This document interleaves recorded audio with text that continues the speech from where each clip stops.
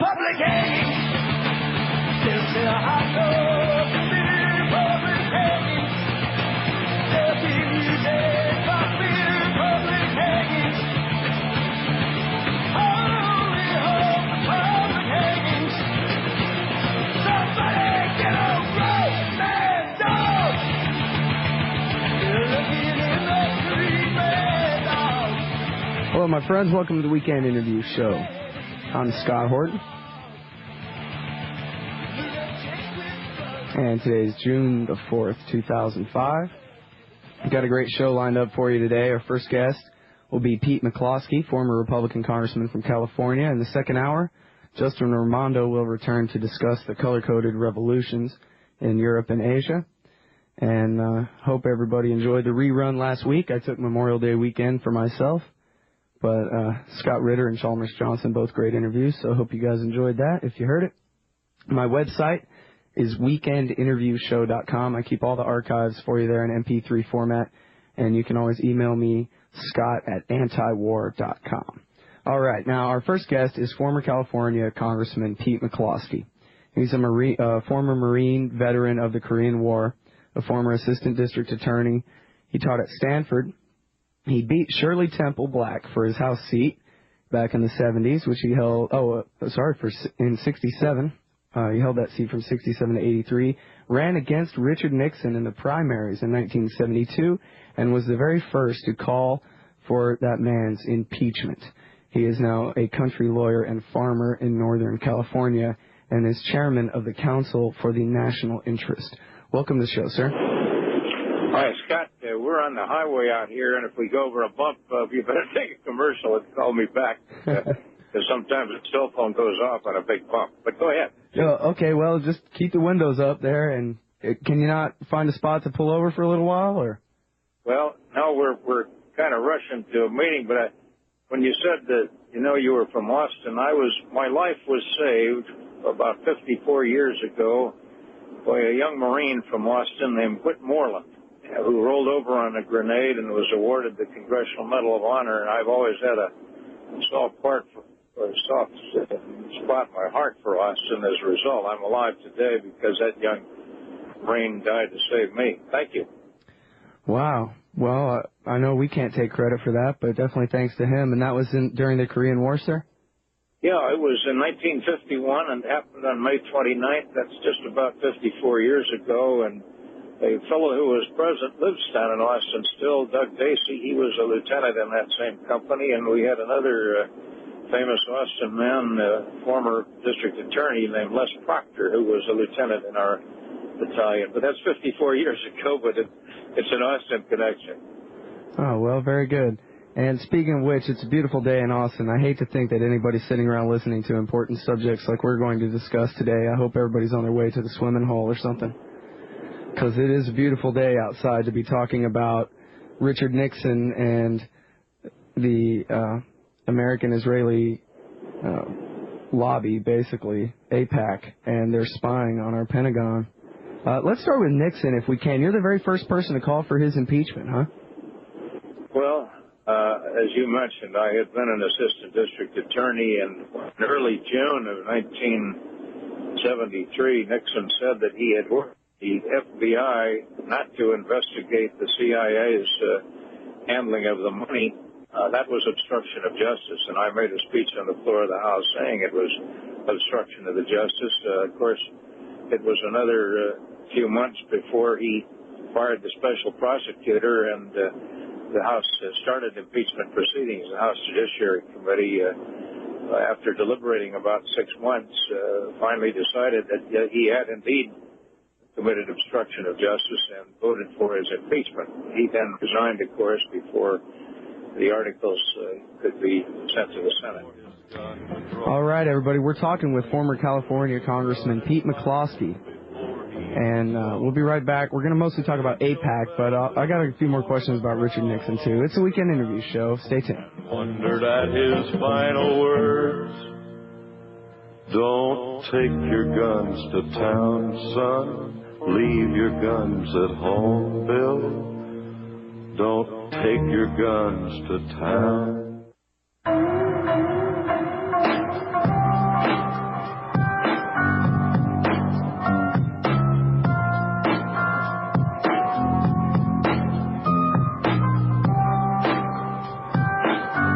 there, friends. Welcome back to the Weekend Interview Show. I'm Scott Horton, and I'm talking with Pete McCloskey, former congressman from California. And because of all the Richard Nixon in the news lately, I thought I'd talk with you a little bit about that, since my friend Eric Garris says you were the very first to call for his impeachment. G. Gordon Liddy last week criticized the guy who turns out to have been deep throat, Mark Felt, for talking to Bob Woodward at the Washington Post instead of going down the street and talking to the grand jury. And being a former prosecutor yourself, I wonder what you think of that criticism. About Liddy or about J. Edgar Hoover? Mark Felt. About Mark Felt. Should he have gone to the grand jury instead of talking to the press? Well, the interesting thing about Mark Felt is Hoover's number 2 man for at least 10 years, maybe longer. And after Hoover died, Felt was supposed to destroy those records, but they had a man named L. Patrick Gray take over for Hoover, and he, at John Ehrlichman's direction, destroyed all of the records. Hoover had lived until he was 77. No president could afford to fire him because he knew too much. And it turned out afterwards that Mark Felt, the man who apparently was deep throat, was also gay. And Hoover had a gay relationship. That's the interesting thing. So what do you think was his motivation in telling the truth to the Washington Post? Well, I think the FBI had no love for the White House. Hoover felt that the White House had gotten out of control. There had been a meeting, I think, in the summer of 1971 when Nixon, this young man in the Nixon White House, had ordered Hoover to wiretap and bug, do black bag jobs on part of the administration. It was the so-called secret program. And Hoover had refused to do it. And I think Hoover, there was an understandable jealousy of the White House, anger at the White House. And I think when Felt did this, he probably had Hoover's approval. I see. And what actually motivated you to run against Richard Nixon in 1972? I think we all know that was the year that he won the absolute landslide. I had been a Marine officer. I'd had a rifle platoon in the Korean War. I'd been wounded a couple of times. I'd seen a lot of combat, and in 1965, I'd stayed in the reserve. I was a lieutenant colonel in the reserve, and when the Vietnam War started, I volunteered for active duty. I thought I was trained for it and had a duty to do it. But the more I saw of it, a friend of mine who had his leg blown off in the early months of the war said, "Pete, we can't win this war. We can't win the minds and hearts of people when we're blowing up their homes." And I started to study the history of Vietnam and found that Vietnam had wanted to be unified. We had promised them in 1954 that they would be 56, that they'd have elections and could be reunified. Then when it appeared that Ho Chi Minh would win, we wouldn't have the elections. We supported a puppet government that was corrupt and was not beloved of its people. And we killed a lot of people. We killed 1 million Vietnamese and 55,000 Americans and wounded 4 or 5 times that many in a war that we shouldn't have won, shouldn't have fought in the first place. And the young men who fought it deserve a lot of credit.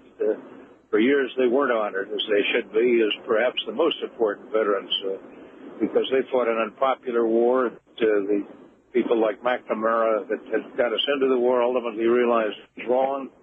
But it was just, we were killing people in a country that we shouldn't have been killing them, and we were fighting a cause against the reunification of a country we had once promised could be reunified. For all of those reasons, I thought the war was a terrible mistake. Do you see many of those reasons transferring over to our current foreign policy in terms of winning the hearts and minds of people that we're killing?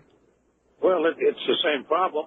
I don't know how you earn the love and affection in the minds and hearts of the ordinary Iraqi when you're blowing up his houses and killing his relatives. I think that ultimately, whether that government can survive with an American force, the only reason for supporting it, I have grave doubts that the Iraqis can stay in power. They're going to have an Iraqi government ultimately, whether it's a democracy or not. You hope it will be. But the Marines, my branch of the service, have done a marvelous job, but I cannot believe that they're going to win any minds and hearts doing what they're doing. All right, now the main reason I brought you on the show today, sir, is to talk about AIPAC, the American Israeli Public Affairs Committee. On May 27th, the Council for the National Interest, which you're the chairman of, ran a full-page ad in the New York Times titled, AIPAC's Agenda is Not America's. So can you please tell us a little bit about the Council for the National Interest and why you ran this ad in the New York Times?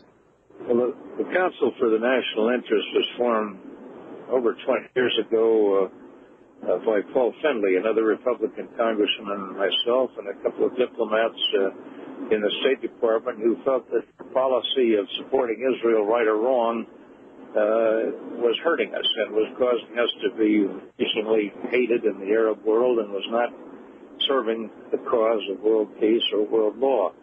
The Israelis have been in violation of United Nations resolutions. They have oppressed the Palestinians, and while we all recognize Israel has a right to exist, unless there is a Palestinian state, as President Bush has said there should be, we're not going to have peace in that part of the world. And the terrible thing is that while Bush is saying there should be a Palestinian peace, he's managed to allow Ariel Sharon to carve up the proposed Palestinian states into a series of sort of occupied territories in which Palestinians are humiliated trying to go from one village even out into their farmlands. That circumstance is going to continue to cause people to be willing to kill themselves, not only to fight against Israel, but against the United States, which is perceived around the world as supporting Israel, whatever they do, right or wrong. We give more aid to Israel than we give to any other country.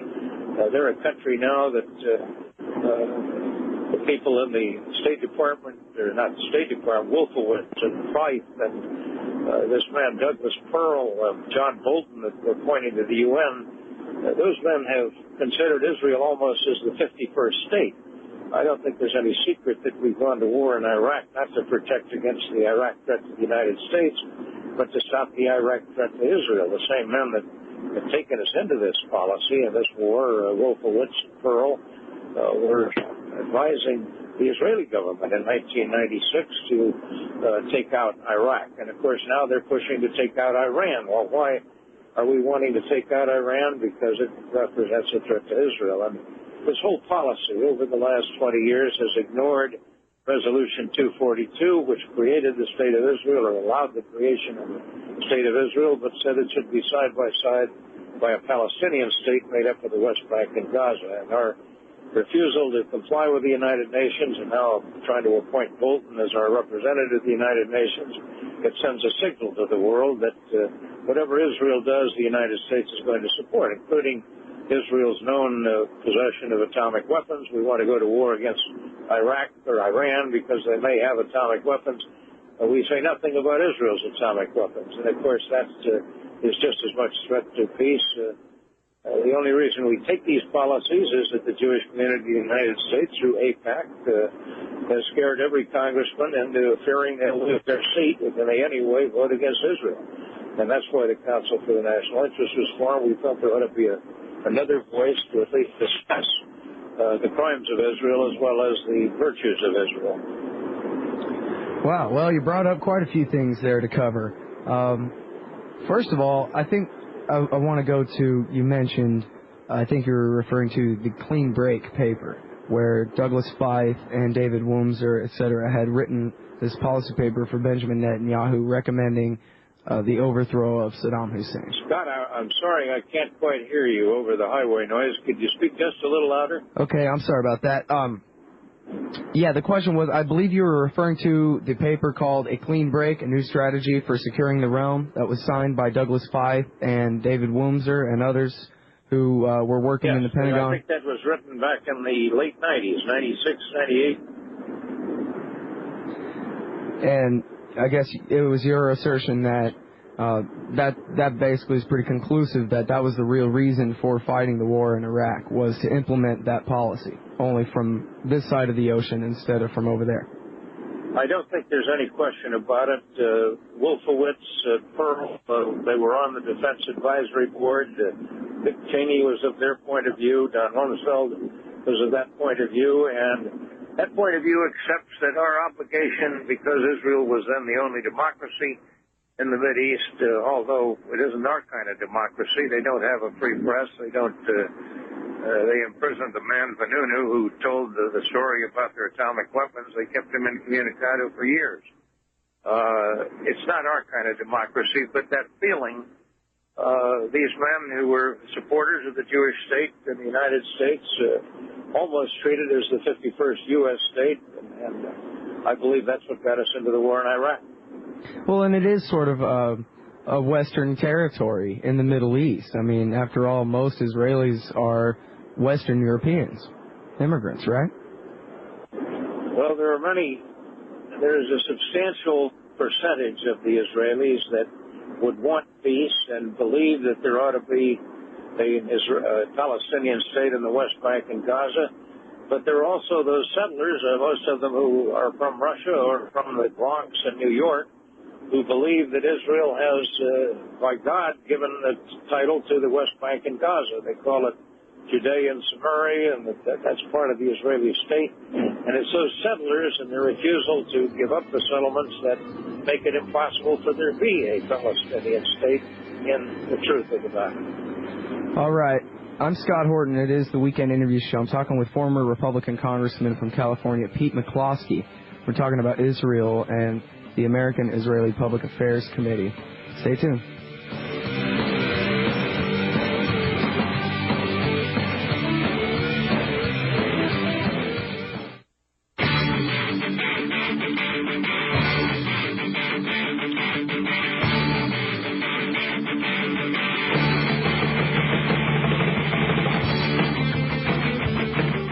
All right, everybody, welcome back to the Weekend Interview Show. I'm Scott Horton, and I'm talking with Pete McCloskey. He's a former California congressman, and he's the director of the Council for the National Interest Foundation. And they put out an ad in the New York Times on May 27th called AIPAC's Agenda is Not America's. And so we're talking about we're talking about Israel, and we're talking about the Israeli lobby here in the United States. Now, I think what I want to ask you about now, sir, is the idea of the separate Palestinian state. As you said, Israel has basically cut up the West Bank into 1,000 pieces and built walls everywhere and that kind of thing. And I wonder whether that's even really the right tactic to push for a Palestinian state when clearly the Likudniks in Israel and the American government are not, as much as they might pay lip service, are never really going to go along with that.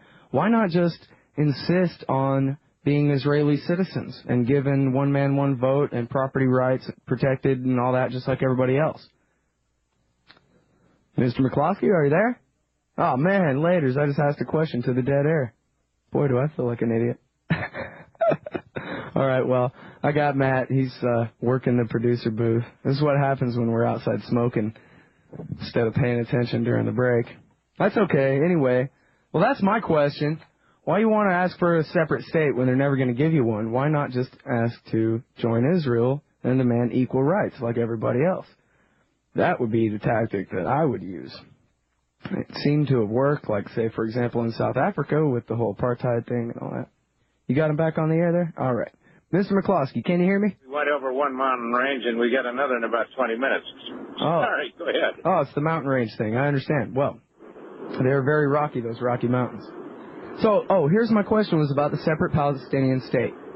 Wouldn't it be a better idea for the Palestinians to just say, look, you're never going to let us have a state, obviously.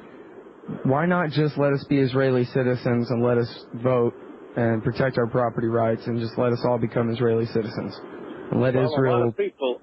A lot of people are suggesting that single-state solution, but, of course, then Israel could only be a democracy because the Palestinians would have the majority vote. They couldn't really contend they were a democracy if they had a majority of people. It'd be like apartheid in South Africa. Well, I think that's really my point.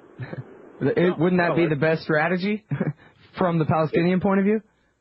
Well, it might.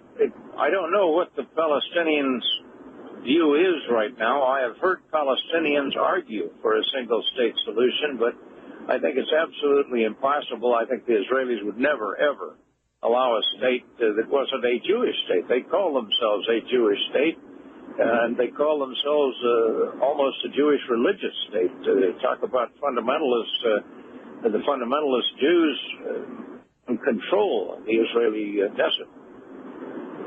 I just don't think they would ever allow a one-state solution where the Palestinians were the majority. And the birth rate among the Palestinians is 2 to 3 times that of the Israelis. Right. Well, I guess the problem is... They're facing that right now. They're facing that the Palestinian Arabs living in Israel their birth rate is far exceeding that of the Jews. Well, I guess the problem is that they're never going to let there be 2 states either.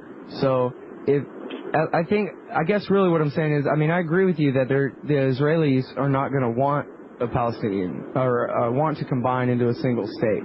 But it seems like they can get away with doing this sort of pseudo-Palestinian state and dividing it all up into little pieces and basically just continuing the occupation indefinitely. That's clearly their plan, and that's why for Bush to go along with it is almost criminal on his part. His father, you remember his father in September of 1971 stood up to Israel and said, we're not, 1991, I'm sorry, he said to the Israelis and to the Jewish community, he said, look, I'm going to cut off the aid to Israel unless they join in a bona fide process recognizing UN Resolution 242, which was the joint state of Palestine and the state of Israelis. And, of course, that September caused the Jewish community in America to take up arms against him, and I'm sure cost him the election. After September of 91, almost all of the Jewish community was saying that Bush was an enemy of Israel, and I think it caused his defeat or led to his defeat by Clinton in 92. His son, of course, knows that, and his son is making the motions like there ought to be a Palestinian state, but he's very careful to support whatever Israel wants to do, and that, of course, under Ariel Sharon, is not going to permit a real Palestinian state. It's a tragedy that American political leadership has not been willing to stand up to Ariel Sharon, the butcher of Sabra and Shatila that killed thousands of people, allowed them to be killed in Lebanon when he was commanding the forces there. Well, he's a peacenik now compared to some of the people on the right. I read the articles in Haaretz that say that he's got security guys following him around inside his own building. He's scared that somebody to the right of him is going to put a bullet in his head. Well, that happened to Rabin, you remember, when Yitzhak Rabin entered into an agreement and called for a 2-state solution. He was assassinated by an Israeli. Right. Oh, did we lose him again? Well, we lost him again. Good timing on the break there. All right, folks, this is the Weekend Interview Show. I'm Scott Horton, and we'll be right back with Pete McCloskey if we can get him back on the line here. Hang tight.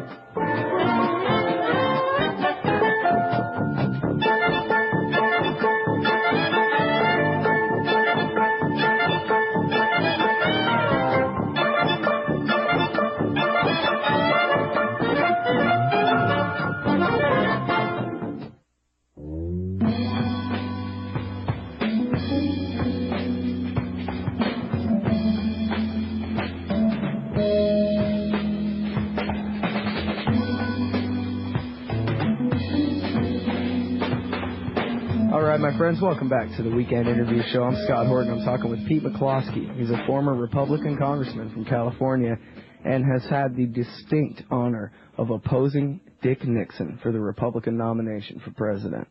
That's got to be a wonderful thing. And, sir, on the phone during the break there, you were telling me about the last time you came to Austin, Texas.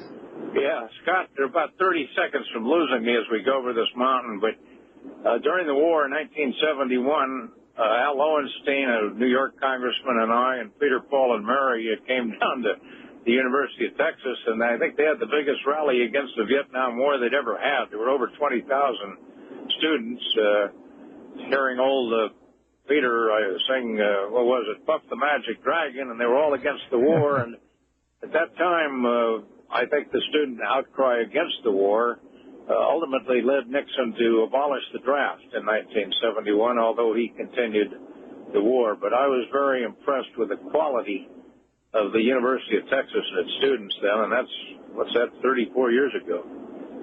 Well, you know, in the run-up to the war against Iraq, we had some massive peace protests here. So that tradition has not changed in this town, to be sure. No, and yet Texans have always been fighters. I remember in Korea I saw a rifle platoon take off in a bayonet assault, and they were yelling, "Remember Goliad, remember the Alamo."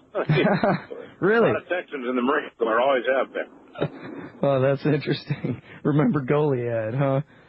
Well, I guess that makes sense. All right, so back to AIPAC here real quick. You guys ran this ad. Oh, you guys meaning the Council for the National Interest Foundation ran this ad in the New York Times on May 27th called AIPAC's Agenda is Not America's.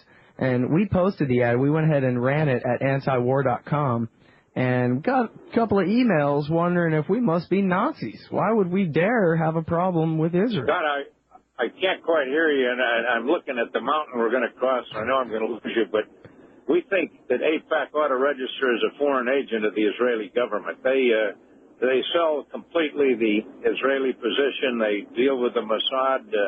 The intelligence service of the B'nai B'rith Anti-Defamation League is in touch with the Israeli Mossad. They run spy operations on Americans who oppose Israel. And essentially, AIPAC is an agent for the Israeli government. What difference would it make to have them register in a different way? Well, the true nature of what they do, that'd be not. Well, yeah. In the United States to speak for Israel. Well, I'm sorry, Mr. McCloskey. We're definitely going to have to cut it off because we're losing you on the phone there. Why don't we try calling you back maybe in a few minutes, see if we have a little bit better reception. He's already gone. All right, well, anyway, that was Pete McCloskey. Everybody go look up cnionline.org. Lord knows it would have killed him to pull over to the side of the road to finish a radio interview today, but hey, that's where it goes, the way it goes, the where it goes. That's where it goes, the way it goes. Yeah, so anyway, here in about 20 minutes, I'm going to have Justin Raimondo on the phone. He's the editorial director of antiwar.com to talk about the color-coded revolutions. And that's going to be interesting. And I have a few things here to kill time while we wait for the top of the hour to roll around.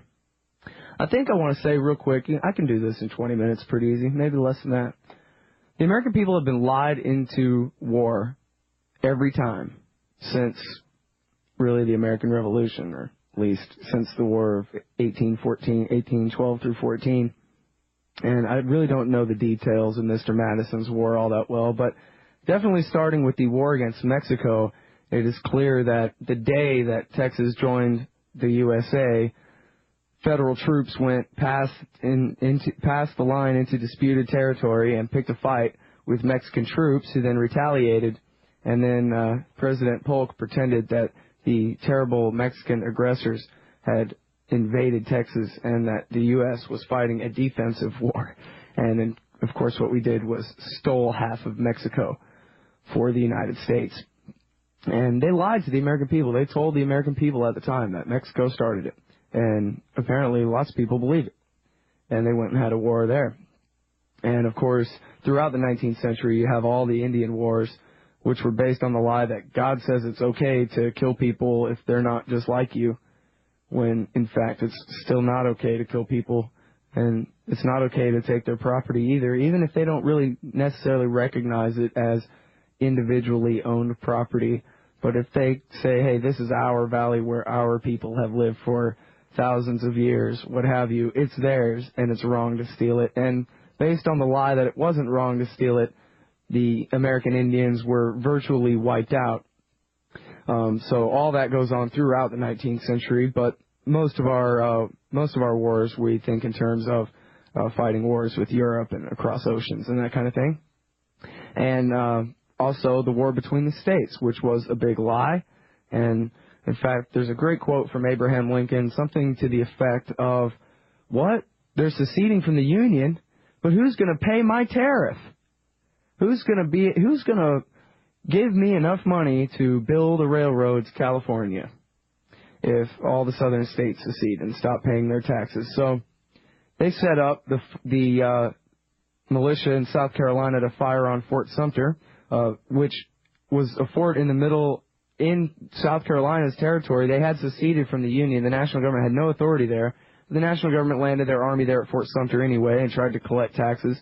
And some shots were fired. No one was hurt, but the indignation caused in the North was enough to basically set the stage for 600,000 people dead and the destruction of the American Republic forever, as it became a democracy and a single nation state and an empire with the Civil War.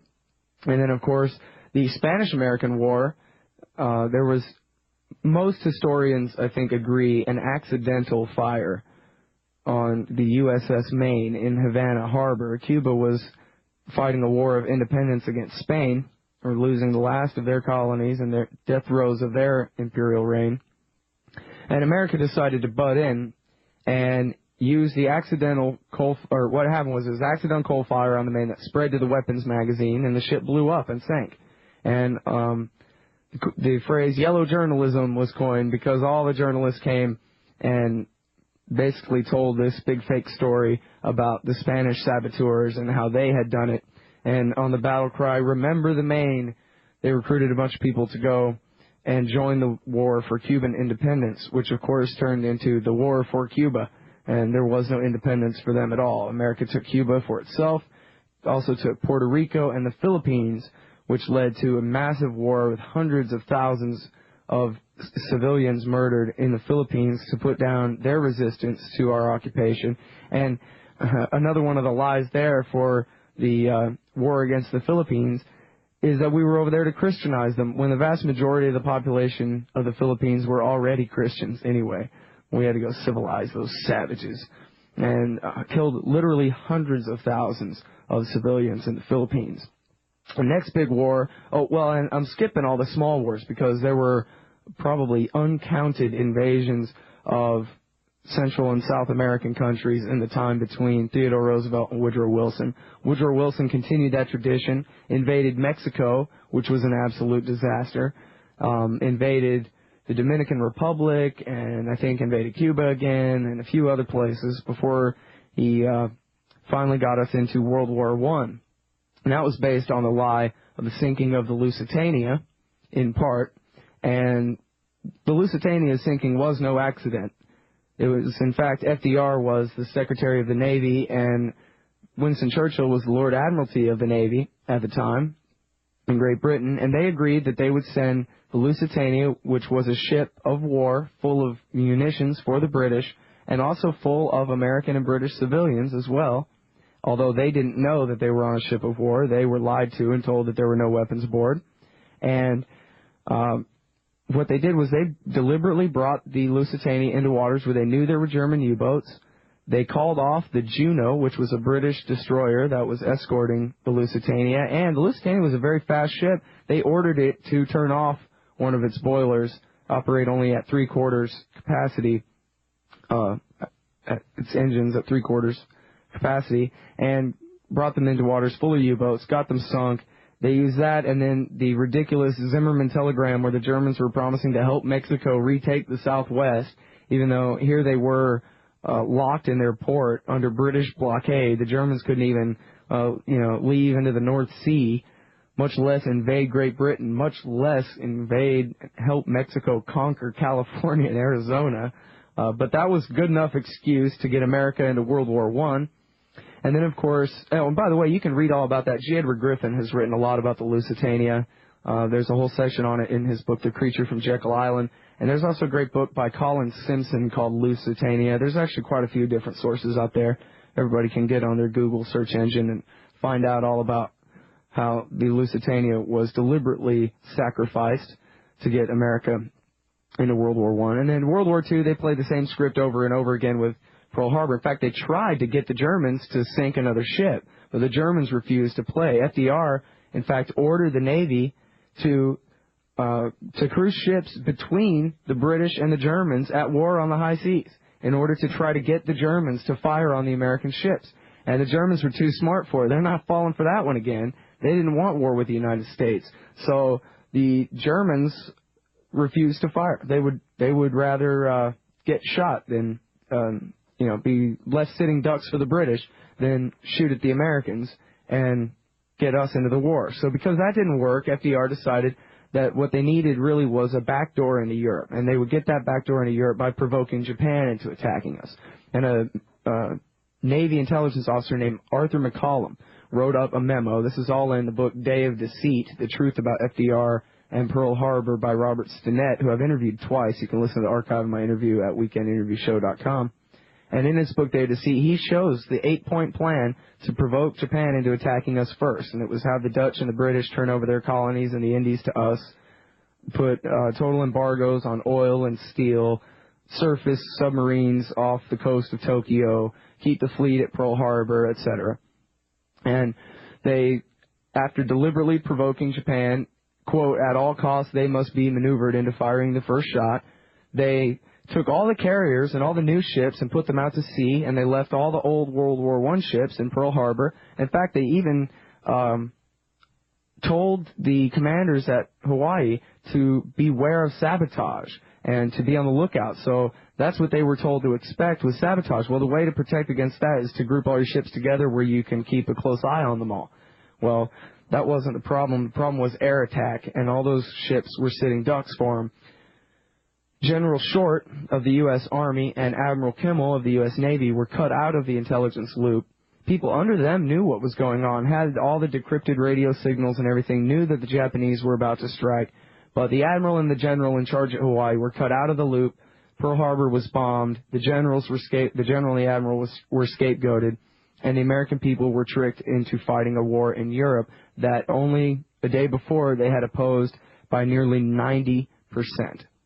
And so that's how the greatest generation was forged, the ones that came home at least, was by a giant lie. The government of the United States, led by Franklin Roosevelt and his KGB handler, Harry Hopkins, set up their boys to die at Pearl Harbor in order to trick them into war. And then Korea is kind of fishy the way that China and Russia boycotted the UN Security Council meeting where they voted to have that war. That's always been fishy to me. I've actually read a couple of accounts that made at least a somewhat compelling case that they deliberately boycotted the meeting because at all costs what the Russians, the Chinese, and the Americans wanted was for the UN to have war powers, to have authority. And they were all willing to go ahead and have a war in Korea as long as they can establish that a UN Security Council resolution can instigate a war. And they did get that going for sure. Now, Vietnam, obviously everybody knows about the Gulf of Tonkin incident where nothing happened, and they lied and pretended there was a big attack by the North Vietnamese against American patrol boats off the coast of Vietnam. And Lyndon Baines Johnson used that to get a blank check from the United States Senate called the Gulf of Tonkin Resolution to meet aggression with aggression in the Middle East, or in Vietnam. And, of course, nearly 3 million Vietnamese killed, about 60,000 Americans killed, hundreds of thousands of wounded over a lie there. And we lost anyway after 2 decades of trying to protect that French colony in Indochina. We lost anyway. And then, let's see, they definitely lied us into Panama. That was nothing but Manuel Noriega cutting the CIA out of some of his cocaine profits and decided he wasn't going to be a good little agent anymore. Sometimes our tin pot dictators get a little too big for their britches. So Manuel Noriega had to be overthrown at the cost of, I think, 20,000 civilians killed in our invasion of Panama in 1988 under our President Emperor's father's regime administration. And, of course, they lied us into Iraq. Anyone can just search for the name April Glaspie and read the transcript of her meeting with Saddam Hussein before he invaded Kuwait. They met in July of 1990, and she told him that Secretary Baker has instructed me to emphasize to you that we don't care about Kuwait. It is not part of America. We're not interested in your Arab disputes. Green light, Mr. Hussein. And so Saddam Hussein, perhaps misunderstanding his instructions, instead of just taking the northern oil fields, decided he would take all of Kuwait. And so, vowing this will not be another Vietnam, Bush Sr. took us into Iraq, where America has been fighting ever since. And it's not exactly like Vietnam, because it's true that we spent about 10 years just bombing them from the air and putting the most cruel of embargoes and sanctions on that country, leading to the admitted by the U.S. government deaths of 1 million people, more than half of them children, according to Bill Clinton's Secretary of State Madeleine Albright. Quote, "We think the price is worth it." And now here we are still in Iraq, and it's becoming more and more like Vietnam every day, not just based on the lies that got us in there twice, but also in the sense that we cannot win. As our previous guest said, you can't win somebody's hearts and minds by killing them. And if there was a window of opportunity for the Iraqi people to accept whatever government we give them and leave, that window of opportunity has slammed shut a long, long time ago. And now here we are working on more wars, particularly with Iran. And the accusation is that Iran is developing nuclear weapons, even though the International Atomic Energy Agency has had carte blanche to go anywhere in Iran that they want to go and search for anything they want, and say plainly, they're not enriching uranium. And even if they were, that doesn't necessarily mean they're making a bomb out of it. So here we are playing the same script again, and the American government is lying the American people into one more violent conflict.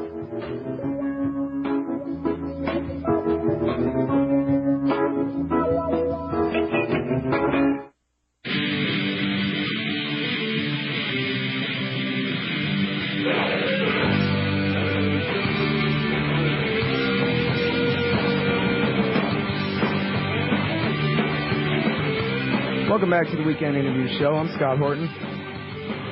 And coming up in about 10 minutes, coming up in about 6 minutes, I'll be talking with Justin Raimondo, the editorial director of antiwar.com. And I didn't even get to really talk about the Larry Franklin Israeli spy scandal with our previous guest, Pete McCloskey, because he was driving through a mountain range or something, and we lost his cell phone contact. So our main topic of discussion with Justin Raimondo will be about the color-coded revolutions and such, but maybe we can get in a little bit about the Larry Franklin scandal and some of the developments in that story with Justin if we have time. Let's see here. Oh, I want to talk about Michael Scheuer's piece. He recently started writing for antiwar.com as well. You might remember Michael Scheuer, formerly Anonymous, the author of Through Our Enemy's Eyes, and also Imperial Hubris, Why America is Losing the War on Terrorism. I actually interviewed him on this show. The archive is at weekendinterviewshow.com. And he writes for antiwar.com now. And his last article was very interesting. It's called God Drunks in America. And the reason it's called that, he's quoting Winston Churchill as saying that God protects drunks in the United States of America. Isn't that great? Well, what he means by that, he's saying there's basically two lessons to be learned recently from the so-called wounding, the minor wounding, I guess it turns out, of Zarqawi in Iraq. And he says that we're actually very lucky that God is just handing us these lessons to be tucked in our pocket to save for later. And those lessons basically are two. The first is that Muslims take their religion extremely seriously. The idea that Osama bin Laden and the group of people that he represents, the ideas that he represents, are some far extreme fringe element in the Muslim world is a false one. Now, this is not an argument that our real enemy is Islam and we got to kill all the billion Muslims, boy, like I heard on Sean Hannity. That's not the lesson. The lesson is that this is not a small group of people who are so extreme and just motivated by their hatred of our freedom. They're motivated by the way we treat them. They believe they are fighting a defensive war against us. And the Quran controversy about the desecration, which it turns out is all true, they pissed all over it and everything else. Just do a Google search. There's all kinds of desecration of the Quran at Guantanamo Bay and everywhere else, whether the specific flushing down the toilet has been verified or not.